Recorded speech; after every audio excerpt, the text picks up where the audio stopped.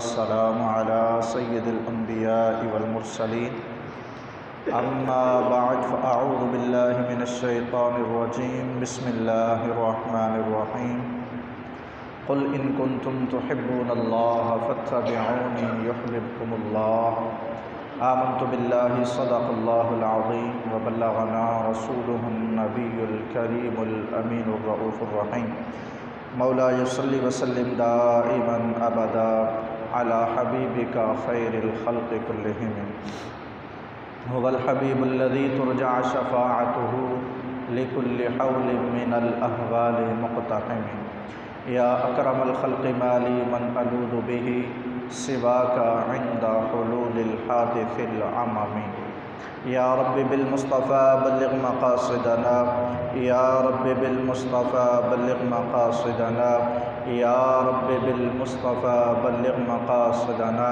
واغفر لنا ما مضى يا واسع الكرم مولاي صل وسلم دائما ابدا على حبیبک خیر الخلق كلهم۔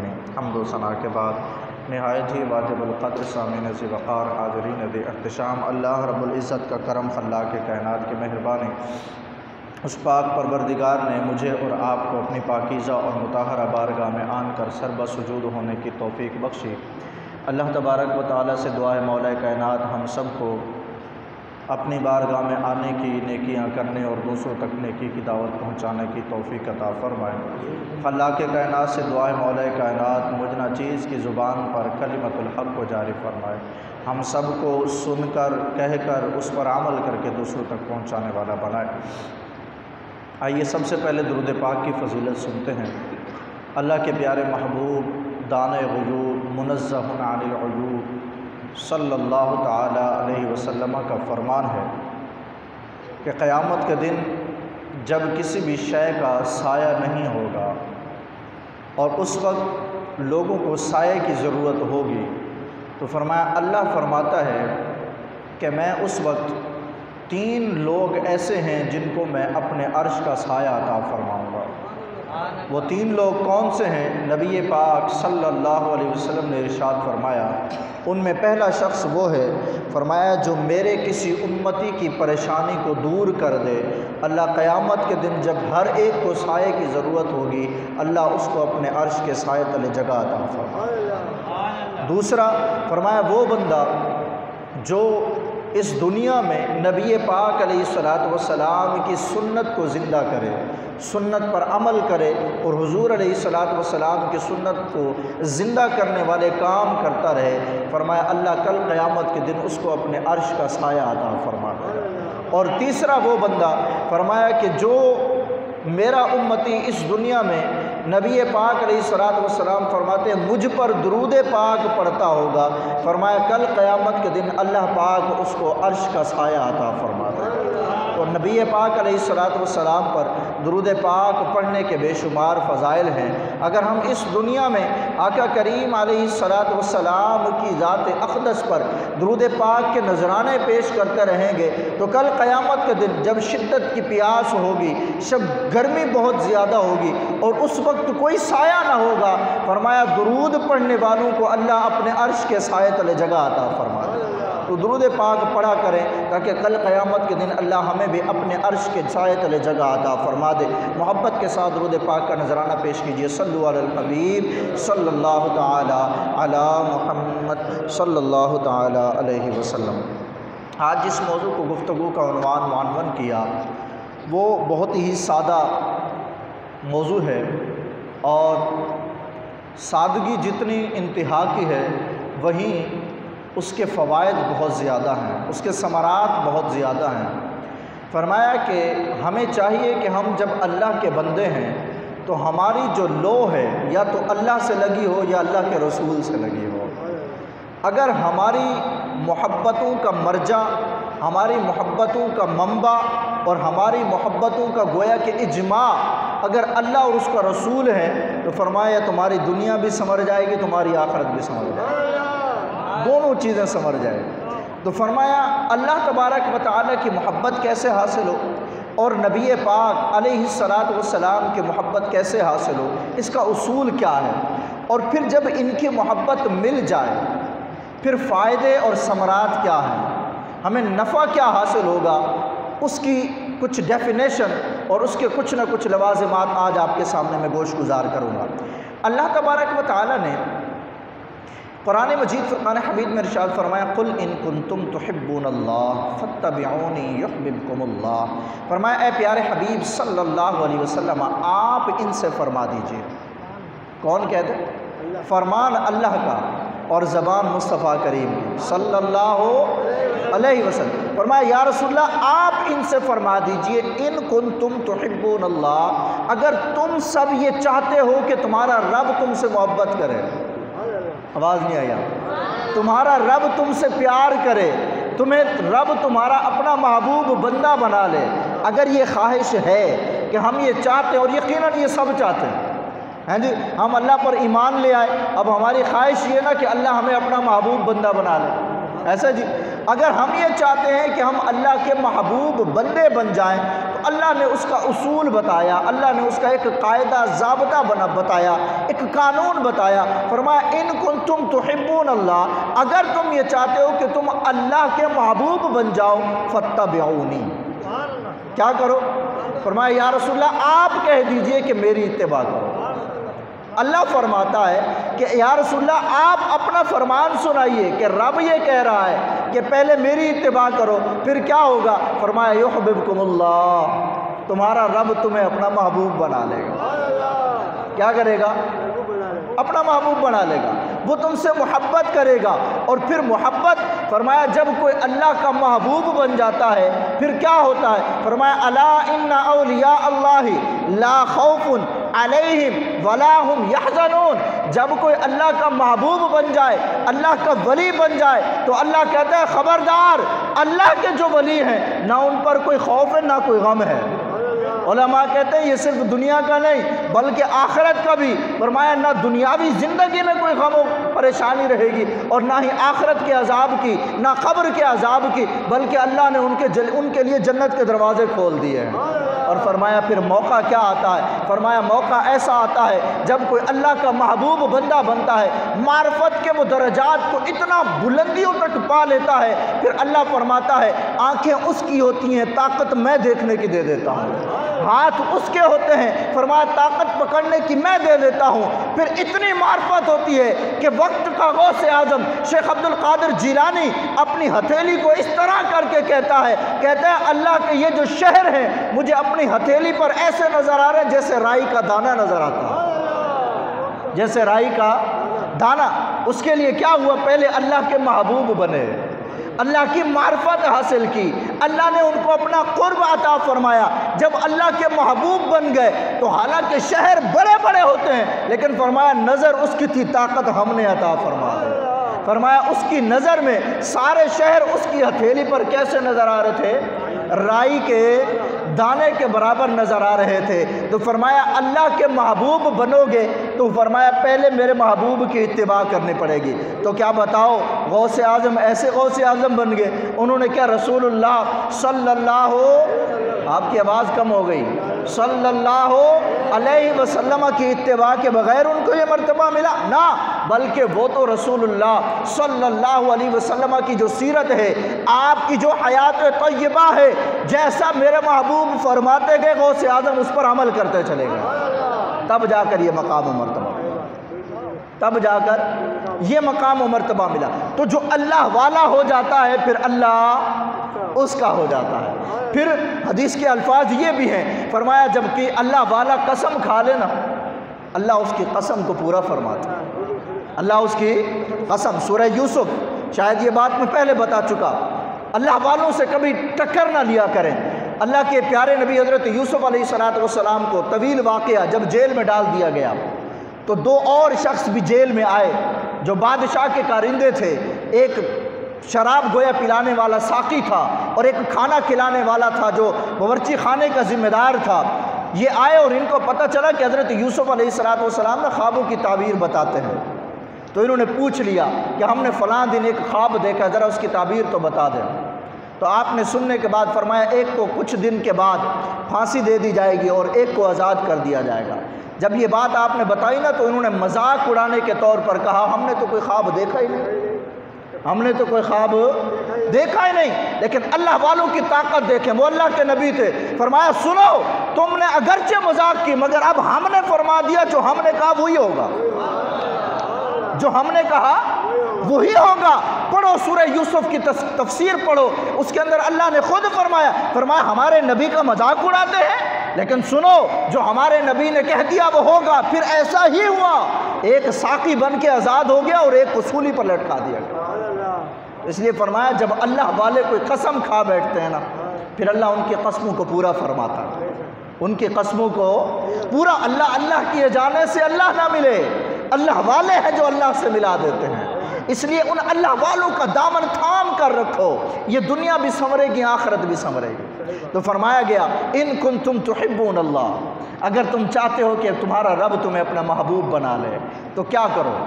فاتبعونی، فرمایا میرے محبوب آپ کہہ دیجئے کہ میری اتباع کرو، اور میری اتباع کرنے میں ہی تمہارے لیے بھلائی ہے۔ اور میں آپ کو بتاؤں حقیقت یہی ہے، اس کا کوئی انکار نہیں ہے کہ جب ہم اس دنیا سے چلے جائیں گے قبر میں ہم سے 3 سوال ہونے ہیں۔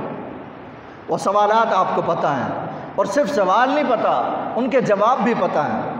پہلا سوال من ربو کا، بتا تیرا دین کیا ہے؟ ما دینوں کا، بتا من ربو کا، بتا تیرا رب کیا کون ہے؟ ما دینوں کا، بتا تیرا دین کیا ہے؟ یہ دونوں سوالوں کے جواب آتے ہیں۔ فرمایا بندہ زندگی بھر نیکیاں کرتا ہے یا بدیاں کرتا ہے، جو کچھ بھی کرتا ہے، مگر قبر میں جائے گا تو اس کے یہ 3 سوال ہوں گے۔ لیکن فرمایا 2 سوالات جب ہو جائیں گے، قبر اندھیری ہوگی، ہولناک قسم کی صورت ہوگی ان فرشتوں کی جو سوال پوچھنے آئیں گے۔ فرمایا وہ پوچھیں گے بتا تیرا رب کون ہے؟ تو یہ کہے گا میرا رب اللہ ہے۔ اور علماء یہ کہتے ہیں کہ زندگی میں نا اللہ کیا کرو، اللہ کا نام اپنی زبان پر بار بار لایا کرو، اس لیے کہ قبر میں جاؤ گے جو زندگی میں تم نے دنیا میں اللہ بار بار کہا ہوگا نا، قبر میں جب تم سے پوچھا جائے گا بتا تیرا رب کون ہے، بے ساختہ زبان سے نکلے گا ہاں وہی رب ہے جس کا میں زندگی میں نام لیا کرتا تھا، وہ میرا اللہ ہے۔ تو فرمایا کہ جب تم قبر میں جاؤ گے تو پہلا سوال ہوگا بتا تیرا رب کون ہے؟ تو اگر مسلمان ہوگا تو کہہ دے گا میرا رب اللہ ہے، میرا رب اللہ ہے۔ اور دوسرا سوال ہوگا بتا تیرا دین کیا ہے؟ کہے گا میرا دین اسلام ہے۔ لیکن ان دونوں سوالوں کے درست جواب کے باوجود بھی نہ تو اندھیرے جائیں گے، نہ روشنیاں آئیں گی، نہ ان فرشتوں کی ہیئت بدلے گی، بلکہ جس ہیبت ناک صورت میں ہوں گے وہ ویسے ہی رہیں گے، کوئی تبدیلی نہیں آئے گی۔ ایسا نہیں ہوگا کہ 2 سوالوں کے جوابات دے دیے تو اب جنت کی کھڑکی کھول دی گئی، جنتی بچھونا آ گیا، جنتی لباس آ گیا۔ فرمایا نہیں، کچھ بھی نہیں ہوگا۔ کیا؟ کچھ بھی نہیں ہوگا۔ کیوں؟ فرمایا اب یہ ایک مین سوال باقی ہے، ایک اہم ترین سوال باقی ہے، جب تک اس کا جواب نہیں ملے گا تب تک کوئی اور کام نہیں ہوگا۔ فرمایا تیسرا سوال یہ ہوگا ما کنت تقول فی حق ھذا الرجل محمد، بتا اس عظیم ہستی کے بارے میں دنیا میں کیا کہا کرتا تھا؟ آپ کی آواز کم ہو گئی۔ اس عظیم ہستی کے بارے میں ما کنت تقول فی حق ھذا الرجل محمد، فرمایا حضور انداز کیا ہوگا اس وقت، صورت اور کنڈیشن کیا ہوگی؟ فرمایا یا تو قبر کے درمیان سے اور نبی پاک علیہ السلام کے روضے سے سارے حجابات ہٹا دیے جائیں گے اور حضور کے چہرہ مبارک دکھایا جائے گا اور کہا جائے گا بتا ان کے بارے میں کیا کہا کرتا تھا۔ اور دوسری صورت علماء نے یہ بھی بیان کی، کہا کہ یہ صورت ہوگی کہ حضور قبر مبارک میں خود تشریف لائیں گے اور آئیں گے اور آن کر حضور کے چہرہ مبارک دکھایا جائے گا اور پھر پوچھا جائے گا بتا ان کے بارے میں کیا کہتا تھا، بتا تو ان کے بارے میں۔ شاہ عبدالحق محدث دہلوی نے بڑی پیاری بات کی، کہا جب سے ہم نے یہ پڑھا ہے کہ قبر میں نبی پاک علیہ السلام کی زیارت ہوگی، فرمایا نہ جانے موت کہاں رہ گئی ہے، نہ جانے موت کہاں رہ گئی، کب آئے گی وہ موت اور ہمیں حضور کا دیدار ہوگا۔ تو کہا جب تیسرا سوال ہوگا اور تیسرے سوال پر اگر اس نے یہ کہہ دیا ہاں یہ تو میرے نبی ہیں، ہاں یہ تو میرے وہ رسول ہیں جن کے متعلق دنیا میں یہ کہتا تھا زمین و زماں تمہارے لیے، مکین و مکہ تمہارے لیے، چنین و چنا تمہارے لیے، دہن میں زباں تمہارے لیے، ہم آئے یہاں تمہارے لیے، اٹھے بھی وہاں تمہارے لیے۔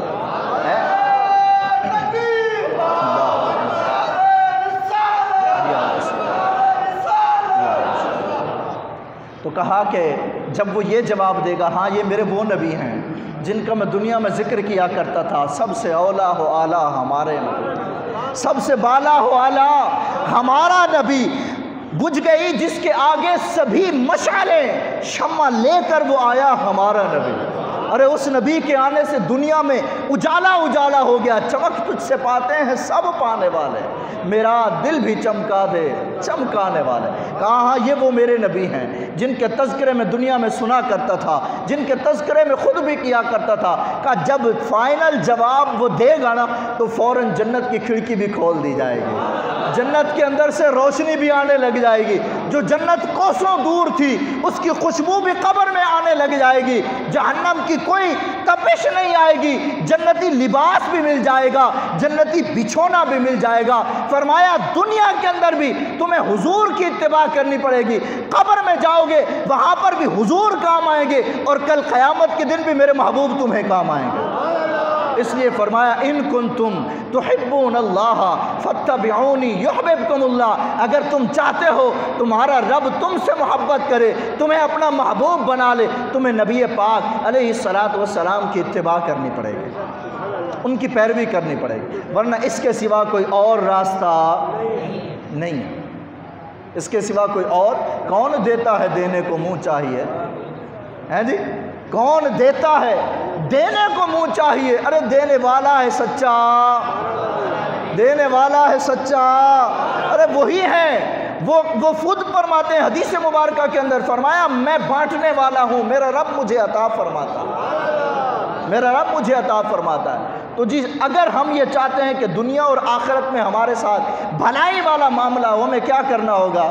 اللہ اس کے رسول کی اتباع کرنی پڑے گی، ہمیں اپنے محبوب کریم علیہ السلام کے جو فرامین ہیں ان پر عمل کر کے اپنی زندگی کو گزارنا ہوگا، ورنہ یہ زندگی میرے بھائی ان گنہگاروں کی بھی گزرتی جا رہی ہے جو رات گئے تاش کھیلتے ہیں، سود کے جو ہے وہ حرام کمائی کماتے ہیں، ہر وقت جو ہے وہ گناہوں کے اندر مبتلا ہیں۔ ایک زندگی اس کی بھی گزر رہی ہے، اور ایک وہ نیک بندہ ہے جو تہجد گزار بھی ہے، 5 وقت کا نمازی بھی ہے، قرآن کی تلاوت کرنے والا قاری بھی ہے، اس کی زندگی اور اس کی زندگی میں زمین و آسمان کا فرق ہے۔ فرمایا کیا دیکھنے والا اور اندھا برابر ہو سکتے ہیں؟ نہیں۔ کیا عالم اور جاہل برابر ہو سکتے ہیں؟ نہیں۔ کیا گنہگار اور متقی برابر ہو سکتے ہیں؟ نہیں۔ اس لیے بہتری اسی میں ہے جس میں اللہ اور اس کے رسول نے فرمایا کہ اگر تم نیک بنو گے تو تمہارے لیے بہتر ہے۔ اصل مسئلہ کیا ہے؟ ہم لوگ اس دنیا کے اندر صرف اپنی معاشی زندگی کو درست کرنے میں لگے۔ میں نے پچھلے جمعے عرض کیا تھا، اللہ نے فرمایا وَمَنْ أَعْرَضَ عَنْ ذِكْرِي فَإِنَّ لَهُ مَعِيشَةً ضَنْكًا، فرمایا اگر تم ہمارے ذکر سے منہ موڑو گے نا تو ہم تمہاری معاشی زندگی کو تنگ کر دیں گے۔ وَنَحْشُرُهُ يَوْمَ الْقِيَامَةِ أَعْمَىٰ، فرمایا کل قیامت کے دن ہم تمہیں اندھا اٹھائیں گے۔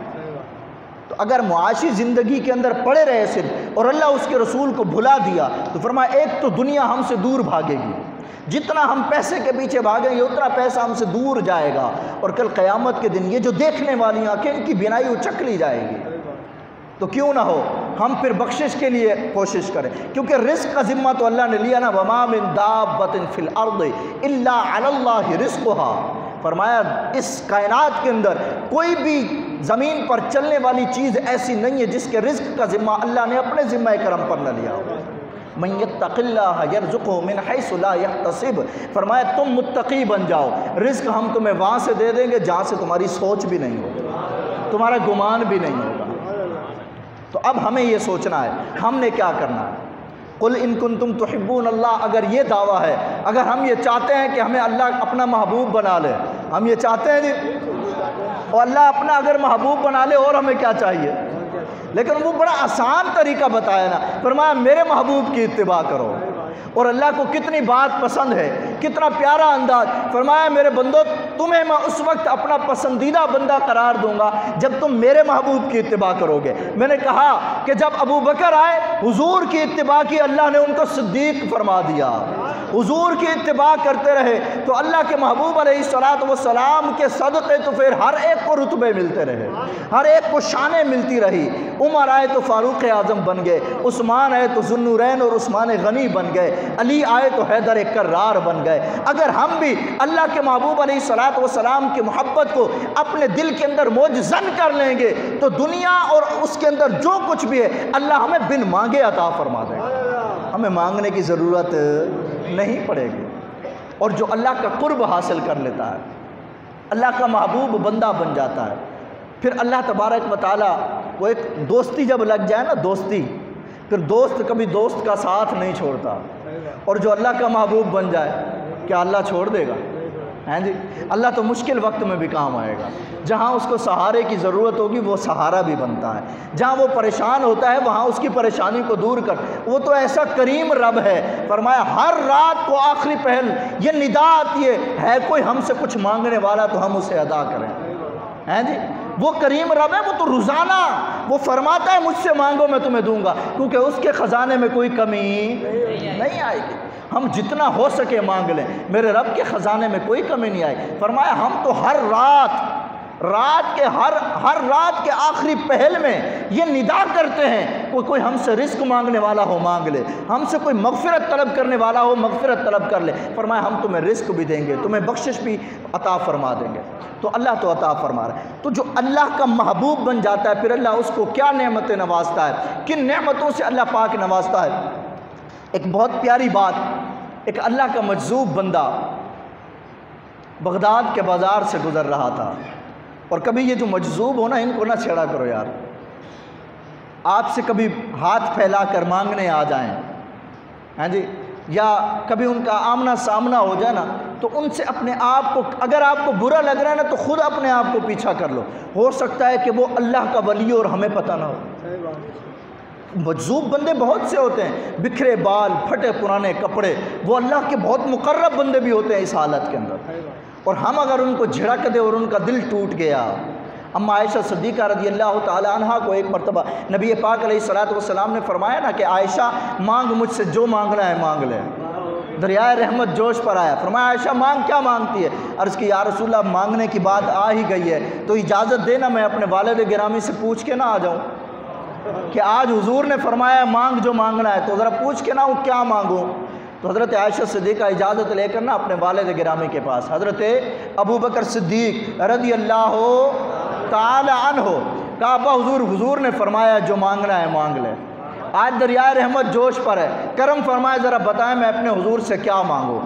حضرت عائشہ صدیقہ رضی اللہ تعالی عنہ کے بتانے پر سیدنا صدیق اکبر رضی اللہ تعالیٰ نے کہا اچھا ایسا کرو کہ جا کر حضور سے یہ کہو کہ یا رسول اللہ یہ بتا دیجئے کہ معراج کی رات جو راز و نیاز کی باتیں ہوئی ان میں سے کوئی ایک بات بتا دیجئے۔ اما عائشہ صدیقہ واپس ہوئی، یا رسول اللہ ابا حضور نے یہ کہا ہے۔ حضور مسکرائے، شاید اس بات پہ مسکرائے ہوں گے یار غار کا انتخاب کتنا پیارا ہے جی۔